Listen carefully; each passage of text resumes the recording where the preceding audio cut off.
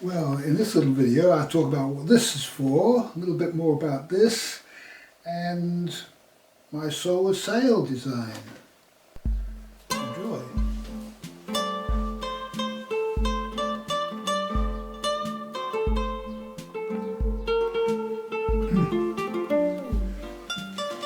Well, I've had a few other things arrived. I'll show you one thing I've been working on.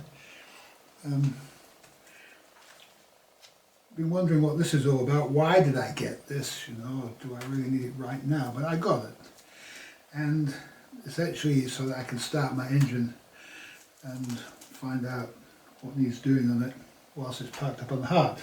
But I had this object here which I got for an iPad, but I decided that an iPad was too expensive for me to buy, and probably unnecessary, because I have two of these iPhone SEs. Now, most people might not be aware that the iPhone SE is one of the most powerful iPhones ever made, and it's probably the only iPhone from its day that is still capable of running the latest version of iOS. And so I was surprised. I happened to have two of these, and if I bought any other phone at the time, it wouldn't have been able to run the latest version of iOS, which I need for my navigation system. But I bought this thinking I was going to have an iPad, and it wouldn't fit this properly, and then you've got the cable issue. But I made these little I cut them out at the bottom here so that the iPhone can fit inside, and it's just downwards like that. And so, yeah, you have the iPhone sitting there, and it's important for me that I have this object and have these ideas going at the moment, because I'm going to be building my steering unit soon. I'll show you. I thought this was going to go onto my control panel inside the boat, but it can go in two places. It can go on there, or it can just be unscrewed, and it can go, this is my steering wheel. It can go mount on the part of the steering wheel here. So the steering wheel is going to give somewhere for this to mount, which is quite good really. So it can go either place. And I've had to buy a special cable because the cable won't go through this, so I had to buy a right angle cable. That's on order. So by having all these objects and making sure that they all fit together, it's necessary to get them in the right sequence, so that, you know, if I didn't have this, I wouldn't be able to sort this out. So this is good. And the piece I cut out of it. I wonder what that's for. That would be useful for something, wouldn't it? And so this is a Morgan steering wheel, and it's leather coated, which will be good. And I've greased it a little bit so that it won't get damaged by the water. And had to, because I need to sort the shaft out, and so I need the steering wheel to know what the shaft is going to be. And I see it's actually a spline shaft in here. Not some of them have a keyway. This is a spline shaft, and so I know the diameter, 17mm diameter shaft on that, and it won't matter if it's splined or not splined. It will simply bolt, and I'll probably just get a bolt, 17mm or 15mm bolt somewhere around there, and just bolt it up tight to it. It doesn't actually matter in this system if it slips or not, because the only reason you have the spline is so that when it comes back to the same position. This is adjustable in the boat anyway by if I just loosen my rope, and this can be put back into the centre if it bothers one for it not to be. It doesn't really matter where it is anyway. It's not really for, when you steer a boat, you don't like steer like this. You turn it many times around, and I'll probably put one of those knobs on here so that you can wind it like that. So, nothing I can do about this yet. I'm still waiting for the winch, and then once I get the winch, that will determine the thickness of the panel that it goes into, and then I can start to build the panel. And I have some wood for the panel. I'm going to be using the table from the boat to build the panel out of, because I'm going to be building a sunken lounge, and that will free up the table. I won't need the table anymore, so I can chop the table up and use that to build this out of. So everything is, nothing is wasted. Everything is good for something else. As long as we just do everything one thing at a time and follow the right order that nature wants us to follow, we'll find that nothing is wasted in the end.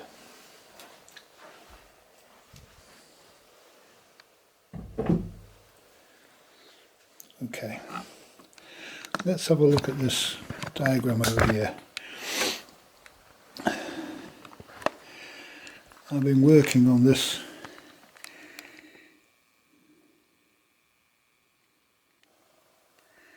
sail plan, and what I'm going to do is I'm going to put this on the stand. Okay, so there's two different designs here. The first design is just an optimist, and it's just adding the solar panel to the optimist. And this is a sprit rig, and so this sprit thing here pushes the sail corner up, and so you've got a square sail that's held at every corner, so it's good and taut, and it's possible to suspend the solar panel from the four corners if you like, and you can also attach it here. And so this is the simplest way you could add a solar panel, just on one side. So I'd actually put it on top of the sprit sail here, so that the sprit doesn't shade the panel, and have the panel facing outwards and the sail on the other side. That would be the easiest way to try it as an experiment, and it would be the least amount of weight, one 100 watt solar panel. So this would be 100 watts. And this one would be 300 watts, 2 by 150 watt panels. Okay, and in this design I've made the panels so that one is one way round and the other is the other way round, so that they're facing either side of the sail, and they actually form the sail itself. And there's a conventional boom at the bottom, which these are tied to, so that the bottom of the foot of the sail, because they're hinged in the centre, the sail can take on a curvature, and so they're tied to the boom here at the foot of the sail. And at the top I've made it so that I've actually put a wooden batten here. This is a diagram of it in cross section. So you've got two small pieces of wood with some bolts running through it, probably M4 bolts running through the sail to hold the panel, and to be able to, for the panel to be able to, and the mast and this to pivot all together. Same with the boom here at the bottom. And you'll see that the design is, this doesn't attach to the mast directly, it attaches by a canvas leading edge here, so that the sail can take on an aerofoil shape, and as it goes to the opposite tack, so it goes like that. And this is just a tentative design that I've been working on, and you know, one thing to consider is in this design an optimist mast doesn't have any stays, and I feel that you're probably going to need stays with the weight of the panels, and so I've allowed for stays here, 3 of them, and then they will be in the mast to be higher than it normally is, and then these to support the sail this way. And then you've just got your lock and tackle on the bottom here. And so I'd be interested in comments about this. Maybe some people have got some other ideas. It's quite a challenge in design, really.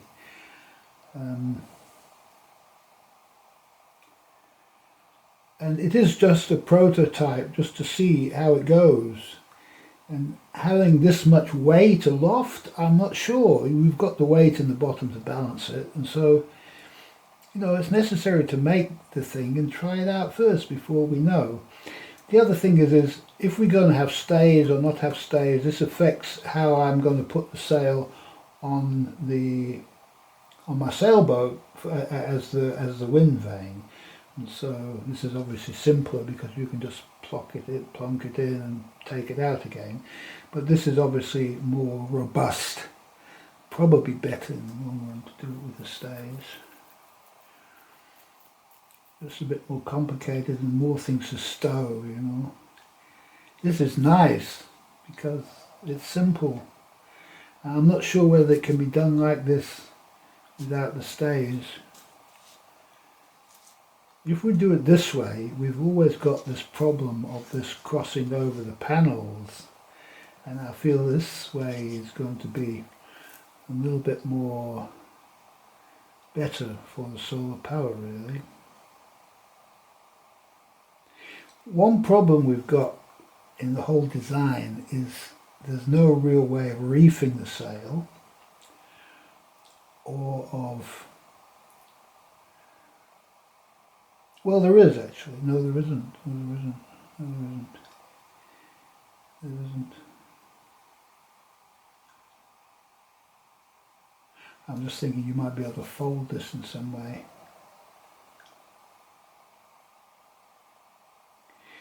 To be able to fold the sail, you would have to have the fronts on both the same side, so that when you fold it you'd end up with fronts on both sides. This way, you fold this over here, you've got the solar panel, you fold it the other way round, and you've still got one solar panel.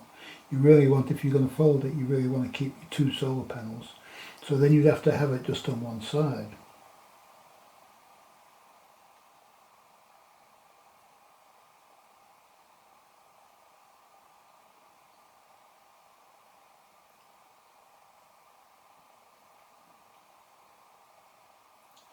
It's an interesting challenge in design.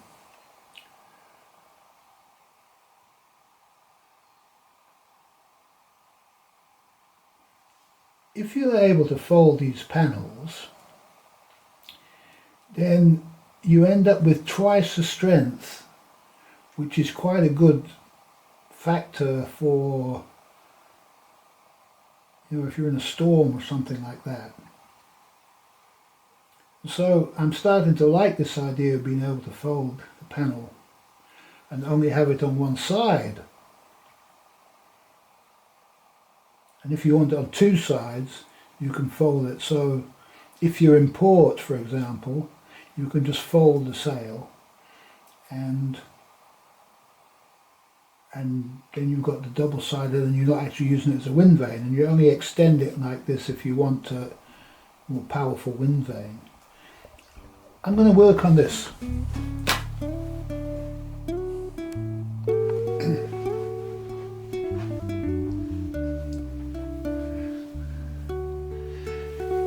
Okay, just continuing with the design for this thing.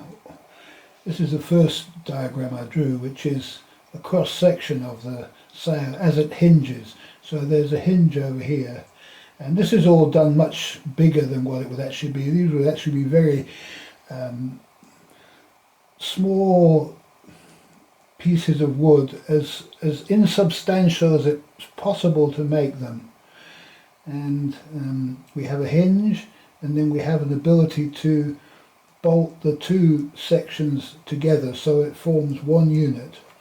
And then this is a canvas that's coming out of the one side, which forms the leech of the sail. Here's a canvas leech here.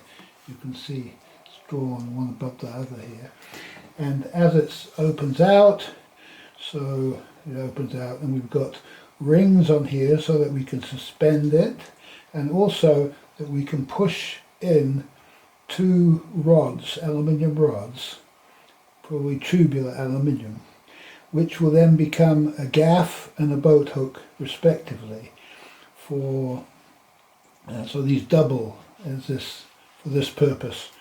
And if you catch a fish while you've got this thing out, well, it doesn't really matter so much if you just pull the bottom one out and use the gaff, and then you can slide it back in again. Probably better to pull it the other way, because you can't actually get at this end very easily because it's overhanging the boat here. So just to get an idea, at the moment on the boat there's a 100-watt solar panel on the back rail here, and the idea, and this is supported by two aluminium bars run underneath it, and the idea is that this curved area here, this is the front of the folded boat, and so it either goes on the front of the folded boat or it goes here, and there's aluminium bars that run either along the sides of the folded boat or they run under the solar panel here and attach to the bars that are underneath there already. And so this firmly mounts the front of the folded boat to the back of Tinkerbelle. Okay, and so you then just put this pole into the hole in it, and there's something underneath here, don't worry about that in a moment. And then these support lines can be positioned into rings permanently mounted onto this piece here.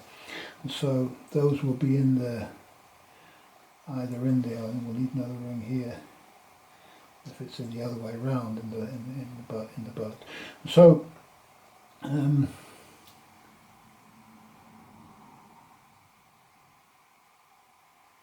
yeah, these might also need to be, you may need separate options for these here, you might need extra ones. So you can take your pick. And they could also serve double purposes. These lines could go through here and these ones go to here. So there's actually all sorts of benefits to having 1, 2, 3, 4, 5, 6 rings in the front of this thing.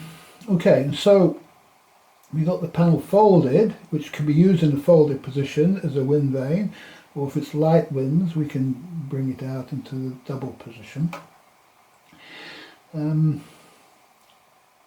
We've got 250 watt panels, there's 300 watts here and 100 watts here, so that's 400 watts in total, which gives us, at full power, gives us 35 amps.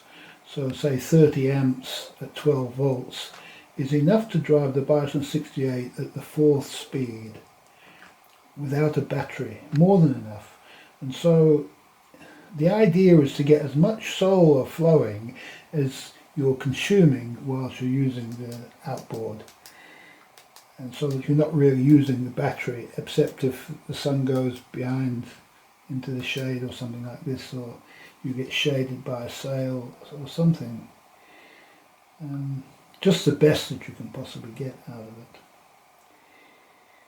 And this way it shouldn't be shading too. It's the sails was probably as good a position as they can be relative to this panel here, so that this is getting full sun. These are the ones that are getting sun from reflected off the sea and from the sky, so these should be running at about 80%, I would think, for monocrystalline panels on the sea. The sea is a very bright environment, so you should be getting plenty of power on these things. And obviously all the stays have to be able to be kept out of each other's way, but it should be okay. And the motor, the outboard motor, Tinkerbelle goes over here, and the battery is in here, so all the cables are kept to minimum, everything's running through just to here, so we've got no loss of amps by a long battery running to a long cable running to the centre of the boat. So this means that both panels have to be on one side, and except when they're folded, then you've got solar power on either side. And I imagine that this would be two very thin, strong wooden slats, one behind the other, so that the canvas can be bolted into it. So this has got a mechanical, glued and mechanical bond here. And you can see it's doubled here and double all the way around here. So you've got double layer of canvas into there. And you've then got metal hinges, probably in a number of places. And when you've got the poles pushed through the eye rings here, this should then rigidify the whole thing. And you've got this point here is then your weakest point of failure. And so these poles are going to have to be strong enough to support this thing. So that's just really experimentation, I suppose, and making sure that if your wind speed gets up, then you have to reef it by folding it. And once it's folded, you've got very strong double effect here. You've actually got these two working together, the solar panels between. There's no chance of that breaking. That works very, very well.